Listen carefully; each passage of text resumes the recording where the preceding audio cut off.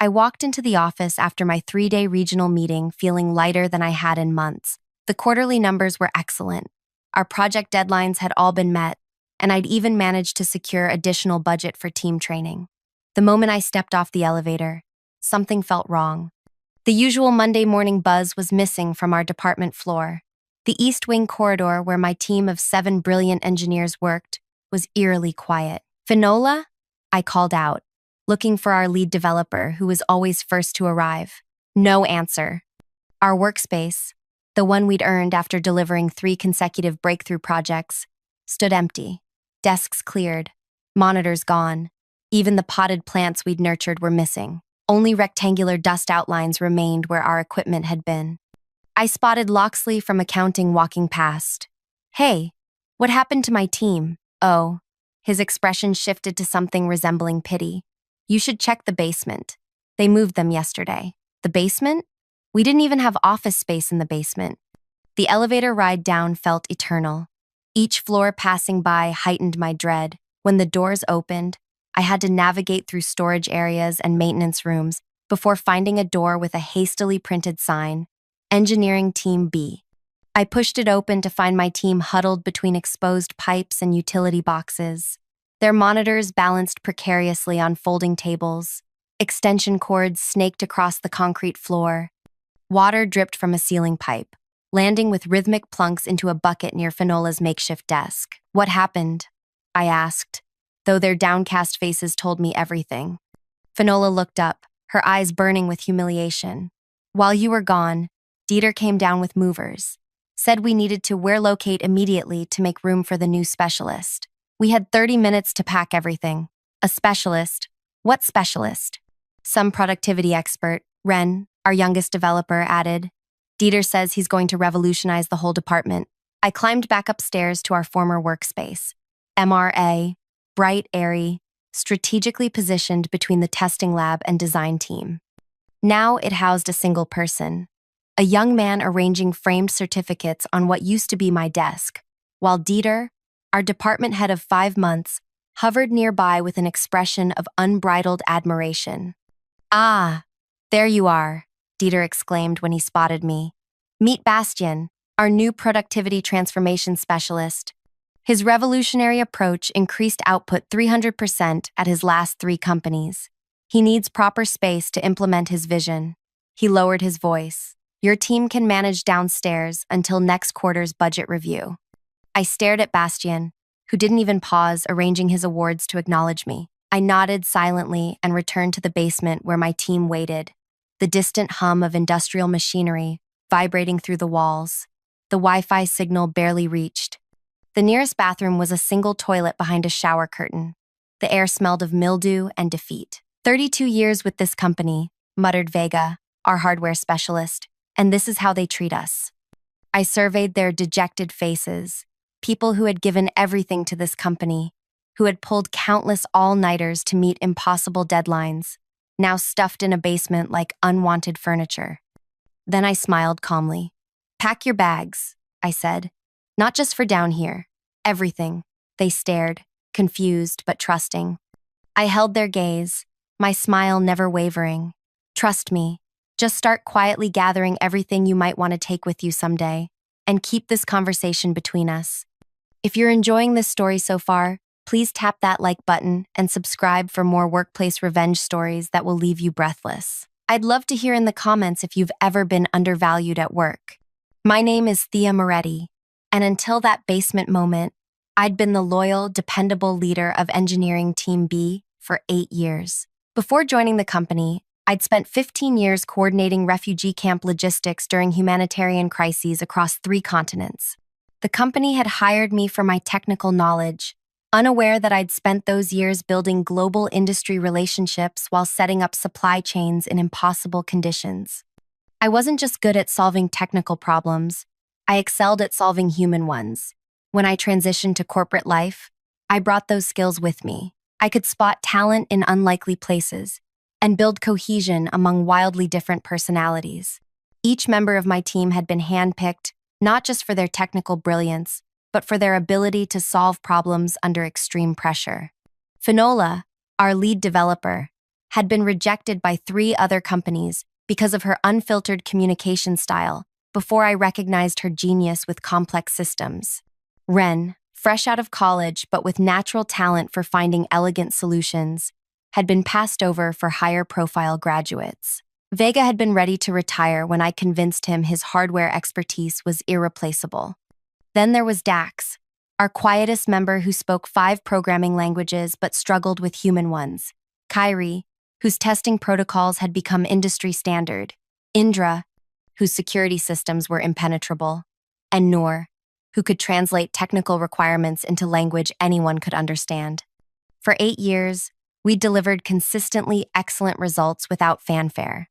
We weren't the flashiest team, but executives knew we were the ones to call when they needed something impossible done reliably. 6 months earlier, our longtime department head retired, and Dieter arrived with grand ambitions but zero understanding of our work. From day one, he'd been hunting for a game changer to impress executives, ignoring our consistent results in favor of flashy innovations. His golden hire, Bastian, had dazzled him with buzzword-filled presentations and promises of revolutionary methods. What Dieter never investigated was why someone with such transformative skills changed jobs 3 times in 2 years. For 2 weeks after the basement relocation, we worked from our exile. The conditions were abysmal. The temperature fluctuated wildly. The lighting gave everyone headaches, and twice we had to cover equipment during overhead pipe leaks. Yet my team followed my quiet instructions: archive projects, organize knowledge bases, create transition guides, while continuing their assigned tasks without complaint. "I don't understand why we're documenting everything so meticulously," Dax whispered one afternoon. "It's not like they appreciate our work anyway. Everything we do should be done with integrity," I replied, loud enough for everyone to hear. "No matter where we do it." The others exchanged glances but kept working. They trusted me, even if they didn't understand. Then came a surprising call from Yvain, the CEO, requesting I present our team's accomplishments at the upcoming board meeting. My team's spirits lifted. Finally, recognition. The morning of the presentation, I dressed in my best outfit and carefully reviewed my slides in the basement's dim light. As I climbed the stairs to the executive floor, Dieter intercepted me in the stairwell. "Change of plans," he smirked, blocking my path. "The board wants to hear about future innovations, not past performance. Bastian will present instead." But Yvain specifically requested. "I spoke with her this morning. She agrees my approach makes more sense." His smile didn't reach his eyes. "The board needs to hear about where we're going, not where we've been. You can go back to your workspace." My team deflated when I returned with the news. Our youngest member, Ren, glanced at her half-written resignation letter visible on her screen. "So this is it? We're just giving up?" "Not yet," I replied, my voice steady. "Keep packing quietly." Later that day, word spread through the company grapevine that Bastian's presentation had bombed spectacularly. Board members had asked technical questions he couldn't answer, exposing his shallow understanding of our core business. Dieter attempted damage control by promising our team would implement the concepts, despite their reluctance to embrace change. That afternoon, Dieter visited our basement, suddenly friendly. "Good news. We're considering moving you back upstairs, to the East Wing." The East Wing, slightly better than the basement, but still a clear demotion from our original space. The message was clear. We were still less valuable than the golden hire. "Thank you for recognizing our value," I said, surprising my confused team who expected outright rejection. Hope flickered again. That evening, Ren admitted she'd torn up her resignation letter. "If we're moving back upstairs, maybe things will improve." I merely nodded, saying nothing to confirm or deny her optimism. 2 days later, I invited an old colleague to tour our facility. As we walked through departments, I deliberately timed our arrival at the executive floor for when I knew Dieter would be showing Bastian around to potential clients. "Thea," Dieter called out, too loudly, too friendly. "Perfect timing. Come meet Grayscale Solutions' executive team. They're interested in Bastian's productivity system." I approached with my visitor in tow. "This is my colleague, Talia." Dieter eagerly introduced Talia to Bastian, who launched into his rehearsed transformation speech. "Fascinating approach. Talia said when he finished. You've used this successfully elsewhere? Absolutely. My methods boosted efficiency dramatically at my previous companies. Northwest Technologies saw a 300% productivity increase in just 1 quarter. Strange, she replied, her voice cool and measured. I sit on the board of Northwest Technologies. We never recorded such improvements. In fact, we noted significant project delays during your tenure there. The conference room went silent. Bastian's confident smile faltered. There must be some confusion, Dieter began, his face flushing. No confusion, I interjected. Talia's here because I accepted her job offer yesterday. I'm bringing my team to establish a new engineering division at her company. We start next Monday. The grayscale executives shifted uncomfortably. Bastian's confident smile vanished completely. You can't take your team, Dieter sputtered. That's poaching. It's unethical. But completely legal, I finished for him. Check our contracts. No non-compete clauses. You relocated us to a basement with leaking pipes while focusing resources on unproven methods. Talia is offering us double our current salaries and proper working conditions. The board will never. The board approved it yesterday, Talia added, after reviewing your division's performance metrics against industry standards. Dieter's face cycled through shock, anger, and fear in rapid succession. The grayscale executives began gathering their things, making excuses to leave. Wait, Dieter's voice cracked slightly. The East Wing renovation starts tomorrow. I'll match their salary offers. I looked at him with the same calm smile I'd worn since finding my team in the basement. Too late, I said. The executives from Grayscale filed out, followed by Talia, who said she'd wait for me in the lobby. When only Dieter, Bastian, and I remained in the room, Dieter turned on me. Do you have any idea what you've done? He hissed. I've secured my team's future, I replied. Something you failed to do. You've destroyed mine, he said, his voice breaking. The board was already questioning Bastian's hiring. If your entire team leaves, you chose him over us, I said simply. Actions have consequences. As I turned to leave, Dieter grabbed my arm. Please, I made a mistake. I see that now. What will it take for you to stay? I looked at his hand until he released me. You know what's interesting about my refugee camp work? I said quietly. I learned that true character reveals itself not when things are going well, but in how people treat others when resources are scarce. You showed us exactly who you are when you put us in that basement. I walked out, leaving Dieter standing there with his golden hire, the sound of my footsteps echoing in the empty conference room. What I didn't tell him was that my plan had been in motion long before the basement incident, and that what he'd just witnessed was only the beginning. Back in the basement, my team waited anxiously. When I returned, their expressions ranged from hopeful to terrified. Well? Finola asked, unable to contain herself any longer. I closed the door behind me and surveyed the room, checking for any potential listening devices, a habit from my humanitarian crisis days. It's done. Talia offered us all positions, double our current salaries, proper equipment, and a real office with windows. The silence that followed was deafening. Then Ren let out a whoop that echoed off the concrete walls. Are you serious? Vega asked, his weathered face struggling between disbelief and hope. Completely, I confirmed. Contracts are being drawn up as we speak. We start next Monday. The celebration that followed was as muted as it was emotional. Hugs exchanged, tears wiped away discreetly. These weren't just colleagues. They were people who had become family through late nights, impossible deadlines, and shared successes. I knew you wouldn't leave us in this basement forever, Noor said, squeezing my hand. But how did you pull this off so quickly? I hesitated. It wasn't quick. I've been laying groundwork for months. Their faces registered confusion. Months?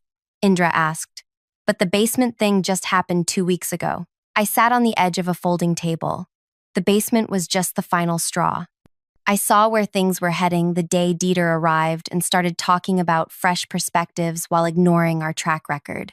So you've been planning our escape all this time? Kiri asked. Not exactly an escape, I corrected. More like an insurance policy.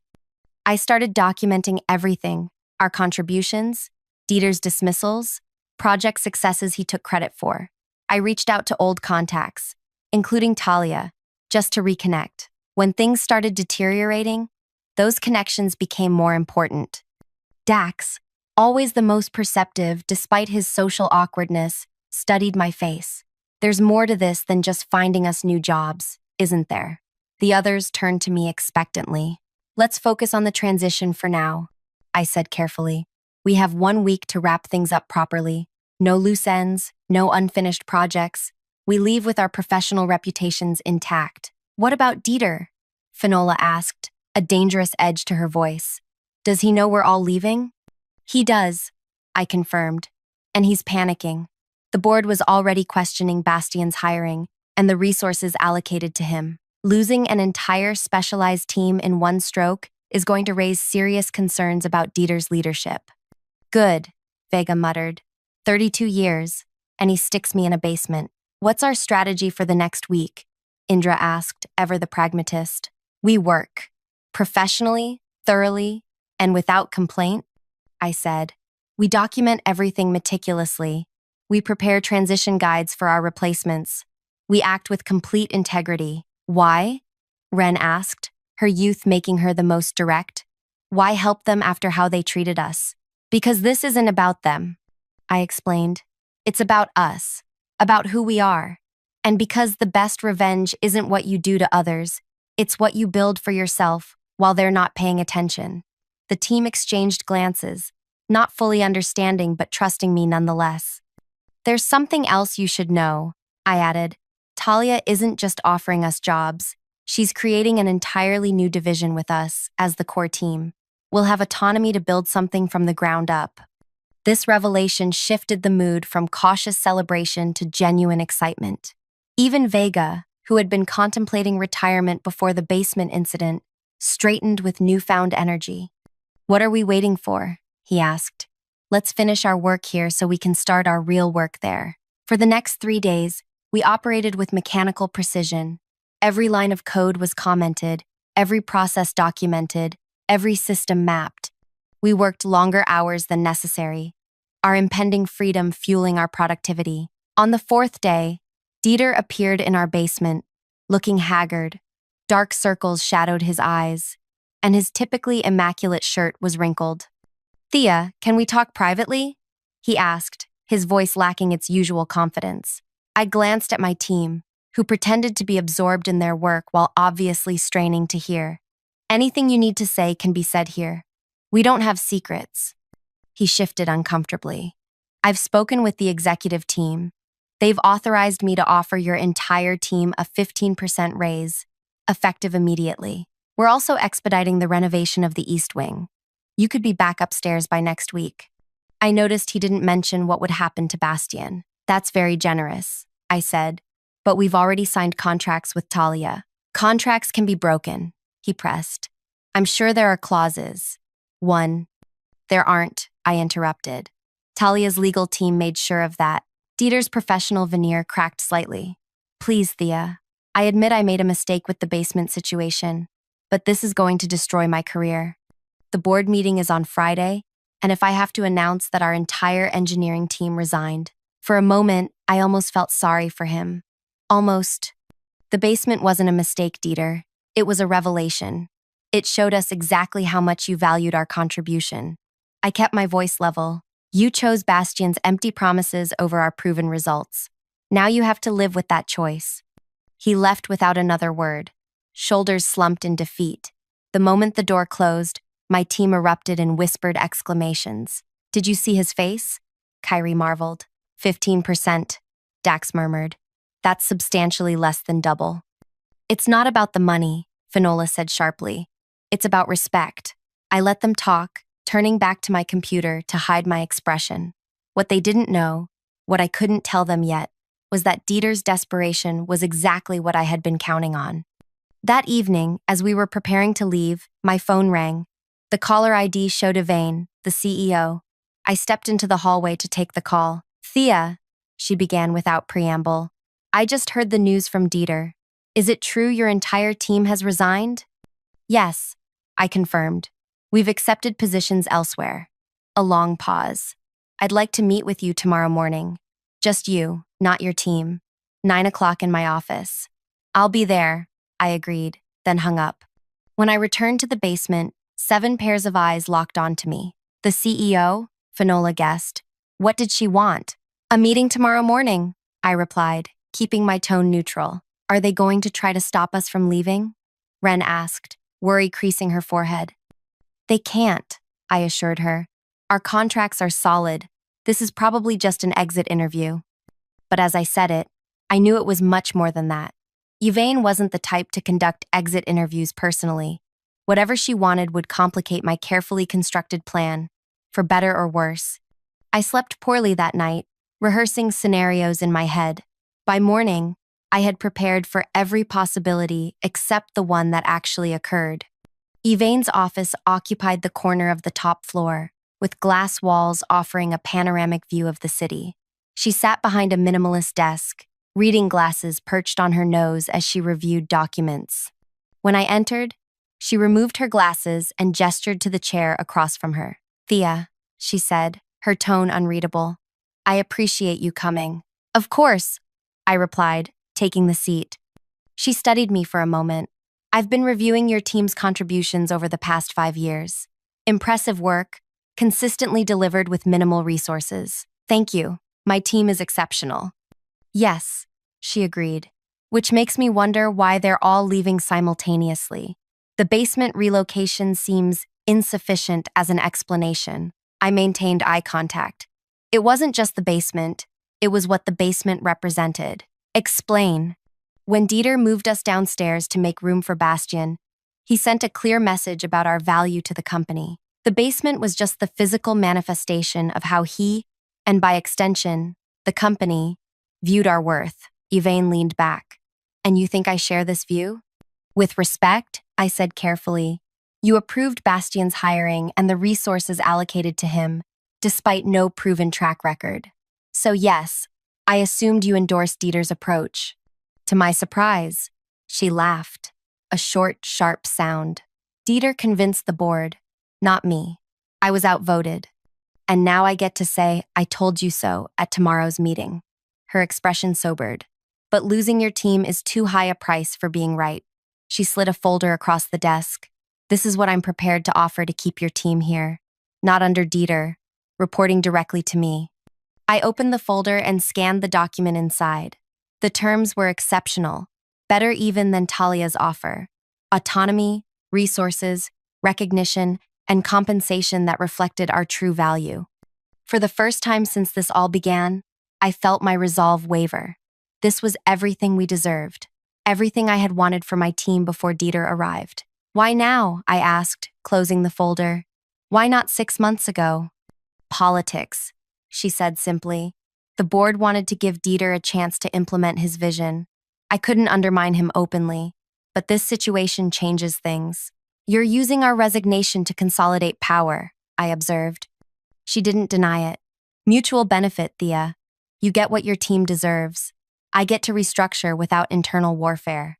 I need to discuss this with my team, I said, taking the folder. Of course, but I need an answer by end of day. The board meets tomorrow. As I stood to leave, she added, there's something else you should know. Talia and I have history. This isn't the first time she's recruited from us after disagreements.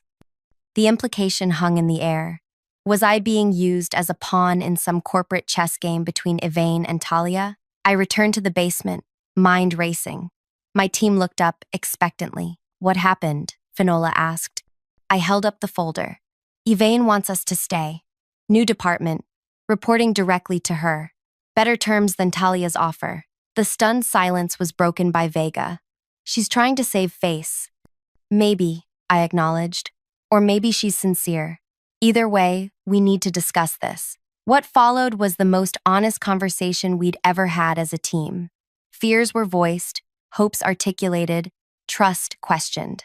The basement's dim lighting seemed fitting for the shadows we were exploring in our professional lives. I don't trust them, Indra said firmly. They only value us now that we're leaving. But building something new here, with real support, Kiri countered. We wouldn't have to start over somewhere else. Ren looked torn. What about our word to Talia? We signed contracts.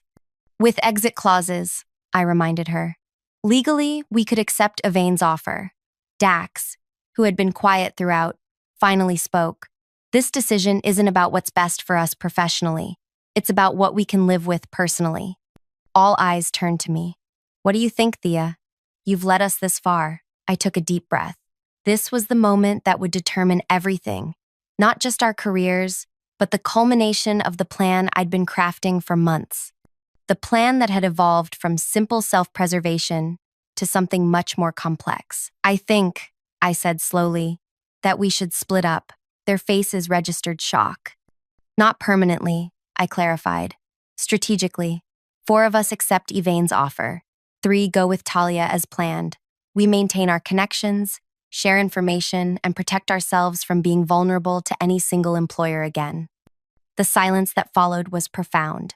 Then Finola began to laugh. That's absolutely brilliant, she said. We become our own network. Neither company can take us for granted again. The tension broke as the team began discussing how this might work. Who would go where, how we'd coordinate, the potential advantages of having inside perspectives at 2 major companies. As they talked, I slipped away to make 2 phone calls. The first to Yvain, the second to Talia. Both conversations were challenging, but by their conclusion, I had secured what we needed. When I returned, the team had reached consensus on who would stay and who would go. I've spoken to both Yvain and Talia, I announced. They've agreed to our split approach with one condition: regular collaboration between the 2 teams on select projects. They're actually excited about the possibility. And which group will you lead? Noor asked the question everyone was thinking. I smiled. Neither. I'll be consulting for both teams, dividing my time, building bridges rather than choosing sides. The relief in the room was palpable. We'd found a solution that honored everyone's needs while creating something entirely new, a team that transcended organizational boundaries. As we celebrated our unconventional solution, my phone buzzed with a text from an unknown number. Board meeting moved up to tomorrow, 9 a.m. Dieter presenting restructuring plan. Bastian featured prominently. Thought you should know. A friend. I stared at the message, my mind rapidly recalculating. This changed everything and nothing. The final phase of my plan would need to happen sooner than expected, but the outcome might be even better than I'd hoped. Change of plans, I announced, interrupting the celebration. We need to prepare for tomorrow's board meeting. Why? Vega asked. We've made our decision. Because, I said, tomorrow isn't just about our future. It's about making sure everyone understands exactly why we're leaving and what they're losing. As I outlined what we needed to do, I saw understanding dawn on their faces. This wasn't just about finding better jobs or escaping a bad situation. This was about changing the system that had devalued us in the first place. By midnight, we had everything prepared. As we finally left the basement, possibly for the last time, Ren asked the question I'd been waiting for. Thea, how long have you really been planning this? All of this? I looked at my team, my brilliant, loyal team, who had trusted me through basement offices and uncertain futures. They deserved the truth, or at least part of it. Since the day Dieter introduced Bastian as the future of the department, I admitted. But what's happening tomorrow? That part I've been planning much longer. What exactly is happening tomorrow? Finola pressed. Justice, I replied simply. And I need you all to trust me one more time. As they nodded their agreement, I felt a surge of something powerful. Not just the satisfaction of a plan coming together, but the absolute certainty that what we were about to do was right.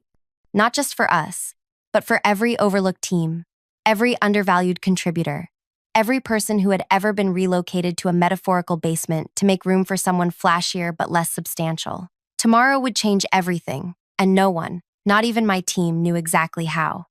Morning arrived with a pale light filtering through the basement's tiny windows.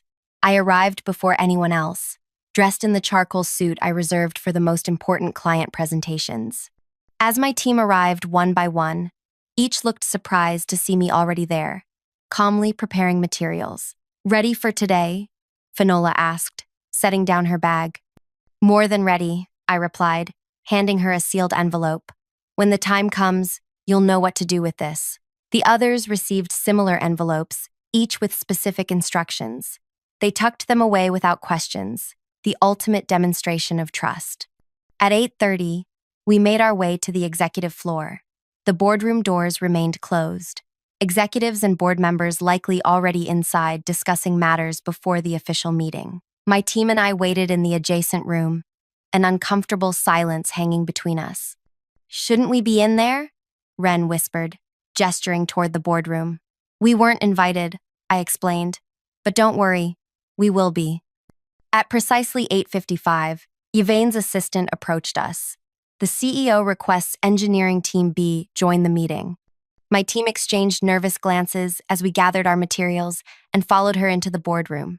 The long mahogany table was surrounded by board members in expensive suits, with Yvain at the head. Dieter sat halfway down, papers spread before him, with Bastian beside him looking uncharacteristically subdued. Dieter's eyes widened when he saw us enter. He leaned over to whisper something to Bastian, whose complexion paled considerably. "Thank you for joining us," Yvain said, gesturing to the empty chairs on the opposite side of the table. "I've asked Thea and her team to provide context for some of the proposals we're discussing today." As we took our seats, I noticed a familiar face among the board members. Talia sat 3 seats down from Yvain, offering me a slight nod. "Now, Dieter," Yvain continued, "you were about to present your departmental restructuring plan?" Dieter stood, straightening his tie nervously. "Yes, as you know, our department is undergoing significant transformation to align with market demands. The centerpiece of this transformation is our new productivity methodology, pioneered by Bastian, which promises to revolutionize our workflow." He clicked through several slides showing colorful charts with impressive upward trends. "Initial implementation has begun, and we project a 200% productivity increase by year-end." "Impressive," one board member commented. "And what about the existing engineering team? How are they adapting to these new methodologies?" Dieter hesitated, glancing at us. "There have been some resistance to change, as expected with any transformation. But we're addressing that through gradual implementation and appropriate resource allocation." "Resource allocation," Yvain repeated. "Could you elaborate on that, Dieter?" He shifted uncomfortably. "We've had to prioritize certain workspace considerations to maximize efficiency. Some temporary relocation was necessary." "By temporary relocation, do you mean moving an entire specialized engineering team to the basement?" Yvain asked, her voice deceptively mild. The board members stirred, several frowning as they looked between Dieter and our team. "It was an interim solution," Dieter insisted. "The renovation plans for proper workspace are already underway." "I see," Yvain said. "And these renovations began after you learned the team was resigning, correct?" Dieter's face flushed. "The timing was—" "Thea," Yvain interrupted, turning to me. "Perhaps you could give the board your perspective?" I stood, feeling the weight of every gaze in the room. "Thank you, Yvain. Before I begin, I want to clarify that what I'm about to share isn't about personal grievances. It's about systematic issues that threaten this company's future." I turned to my team. "Now, please." They each opened their envelopes and distributed documents to every person at the table. Dieter received his copy last, his hand trembling slightly as he took it. "What you're looking at," I explained, "is a comprehensive analysis of our department's productivity over the past 5 years, alongside financial allocations and resource distribution. The final pages show projected outcomes based on current management decisions." The board members flipped through the meticulously prepared documents, their expressions growing increasingly concerned. "These numbers can't be right," one board member said, pointing to a particular section. "This shows a projected 30% decline in deliverables under the new structure." "The numbers are accurate," I confirmed. "They're based on the department's own data, accessed through our project management systems. This indicates the team relocated to the basement was responsible for 78% of the department's successful deliverables last year." Another board member noted, looking up sharply. "Dieter, were you aware of this?" Before Dieter could respond, I continued. "What you may find most interesting is on page 12, the background check my team conducted on Bastian." Bastian jumped to his feet. "That's private information. You had no right." Every bit of information there is publicly available. I cut in calmly, including court records from the wrongful termination lawsuit at your previous company and the class action settlement from the company before that. The room went silent as everyone turned to those pages. Bastian slowly sank back into his chair. You'll note, I continued, that Bastian's revolutionary methodology has been implemented at 3 companies. All 3 experienced initial enthusiasm followed by significant productivity declines. 2 of those companies no longer exist. The third laid off 40% of their workforce last quarter. Dieter's face had gone from red to ashen. I wasn't aware. No, you weren't, I agreed. Because you didn't do proper due diligence. You were so focused on finding a game changer that you ignored both warning signs and the consistent results your existing team was delivering. I turned to address the entire board. This isn't just about my team being relocated to a basement. It's about a management approach that values flash over substance, that chases quick wins at the expense of sustainable growth. It's about decision-making that ignores data in favor of charisma. The silence that followed was profound. Even Yvain seemed taken aback by the thoroughness of our presentation. Finally, the board chair spoke. Yvain mentioned your team has received offers elsewhere. Given what you've shown us, I'm not surprised. But I'm curious, why bring this to us now, when you're already leaving? I smiled. Because I care about this company, despite recent events, and because my team and I have proposed an alternative structure that would benefit everyone. I nodded to Noor, who distributed a second set of documents. This proposal suggests splitting our team between continuing here and joining Talia's company, with collaborative projects between the 2. It provides stability during transition, maintains crucial institutional knowledge, and creates a partnership that could strengthen both companies. Talia spoke up for the first time. I've reviewed this proposal and fully support it. This arrangement would be unprecedented in our industry and potentially revolutionary. The board chair studied the proposal, then looked at Dieter. And where do you fit in this new structure? Before Dieter could respond, I answered. That's for the board to decide. Our proposal requires new leadership for the remaining team, someone who values substance over style. The board chair nodded slowly, then turned to Dieter. I think we need to continue this discussion privately.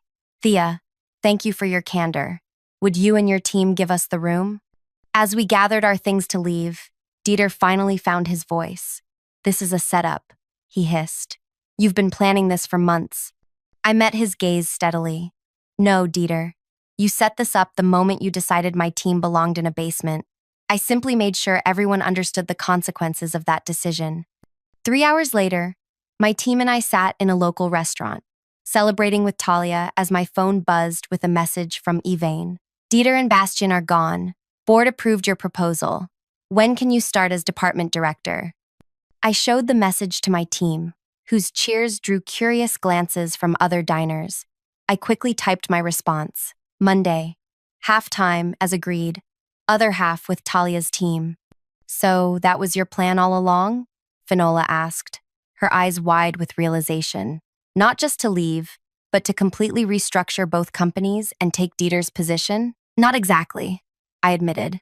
The original plan was simply to secure our team's future. But when I saw how deeply flawed the system was, I realized we had an opportunity to fix it, not just for us, but for everyone who might come after us. And splitting the team between companies? Vega asked. Insurance, I explained. No single employer will ever have complete leverage over us again. We'll always have options. Ren raised her glass. To basements, then. Without them, none of this would have happened. We all laughed and clinked glasses. As conversation flowed around me, I thought about how sometimes the best revenge isn't destroying your enemies, but building something better from the rubble of their mistakes. 6 months later, our unprecedented arrangement had become a case study in industry publications. The collaborative model between formerly competing companies had increased innovation while reducing burnout. Both companies' stock prices had risen significantly. As for Dieter and Bastian, last I heard, Dieter was working at a much smaller company in a reduced role. Bastian had reinvented himself as a workplace culture consultant, still chasing the next opportunity to sell empty promises. And my team? No longer in any basement. We occupied bright, airy offices in both companies. Our worth finally recognized not just in words but in actions. More importantly, we'd created a new model that valued substance over style, consistency over charisma, and respect over hierarchy. The most satisfying revenge isn't what you do to those who wronged you. It's creating a world where what they did to you becomes impossible for them to do to anyone else. If you've ever been undervalued at work or pushed aside for someone with a flashier approach, drop a comment below. I'd love to hear how you handled it. And if you enjoyed this story of workplace justice, hit that like button and subscribe for more tales of people who turned professional lemons into leadership lemonade.